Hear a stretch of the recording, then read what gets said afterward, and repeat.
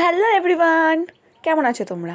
তো এটা হলো 4 নম্বর টাইম যেখানে আমি রেলের পরীক্ষা দিতে যাচ্ছি। এর আগে 3বার পরীক্ষা দিয়েছি, দুটোতে পাস করতে পারিনি।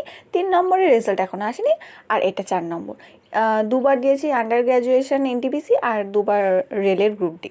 তো এর আগে যতবারই আমি পরীক্ষা দিয়েছি আমার থার্ড শিফটে পরীক্ষা পড়তো, কিন্তু এবার ভাগ্যবশত সেকেন্ড শিফটে পড়ে। আর আমার সিট পড়েছিল টিসিএস গীতবিজ্ঞানে।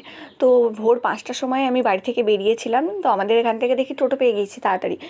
তো 6:30টার ট্রেনে আমি এখান থেকে গিয়েছিলাম, পৌঁছতে লেগেছিলো প্রায় 10টা 15।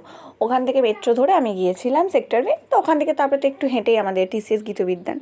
আমি এতটাই কেয়ারলেস, অ্যাডমিটটা এমন জায়গায় রেখেছি, গিয়ে দেখি ছিঁড়ে গেছে। তো ওখানে আবার আমাকে এক্সট্রা 20 টাকা দিয়ে নতুন অ্যাডমিট বার করতে হয়।